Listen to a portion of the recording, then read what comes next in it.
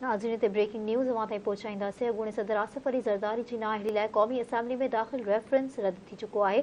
क़ौमी असेंबली जे स्पीकर राजा परवेज़ अशरफ आसिफ अली ज़रदारी ख़िलाफ़ दाख़िल रेफरेंस रद्द कयो आहे।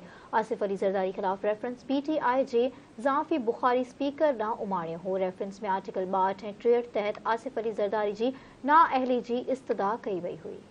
बिल्कुल नाज़रीन, ख़बर वाकिलियों पिया। अॻूणे सदर आसिफ अली ज़रदारी जी नाअहली लाइ क़ौमी असेंबली में दाख़िल रेफरेंस रद्द थी वई आहे। क़ौमी असेंबली जे स्पीकर राजा परवेज़ अशरफ आसिफ ज़रदारी ख़िलाफ़ दाख़िल रेफरेंस खे रद्द कयो। आसिफ ज़रदारी ख़िलाफ़ रेफरेंस PTI जे ज़ुल्फ़ी बुखारी स्पीकर ॾांहुं उमाणियो हुयो। ख़बर वाकिलियों पिया। रेफरेंस में आर्टिकल 62 ऐं 63 तहत आसिफ अली ज़रदारी जी नाअहली जी इस्तदा कई वई हुई। ख़बर खे हिकु भेरो ॿीहर ॾींदा हलूं। अॻूणे सदर आसिफ अली ज़रदारी जी नाअहली लाइ क़ौमी असेंबली में दाख़िल रेफरेंस रद्द कयो वियो आहे। क़ौमी असेंबली जे स्पीकर राजा परवेज़ अशरफ आसिफ अली ज़रदारी जी रेफरेंस खे रद्द कयो आहे। ख़बर वाकिलियूं पिया। आसिफ ज़रदारी ख़िलाफ़ रेफरेंस PTI जे ज़ुल्फ़ी बुखारी स्पीकर ॾांहुं उमाणियो हुयो। रेफरेंस में आर्टिकल 62 ऐं 63 तहत आसिफ अली ज़रदारी जी नाअहली जी इस्तदा कई वई हुई।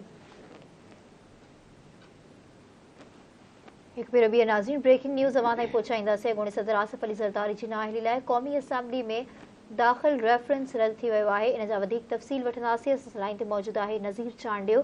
जी नज़ीर, तफ़सीलात बाबति आगाह कजो। जी बिल्कुल, तहरीक इंसाफ तरफा अॻूणे सदर आसिफ अली ज़रदारी के खिलाफ़ नाअहली बाबति हिकु रेफरेंस जमा करायो वियो, जंहिंखे अॼु क़ौमी असेंबली जे स्पीकर राजा परवेज़ अशरफ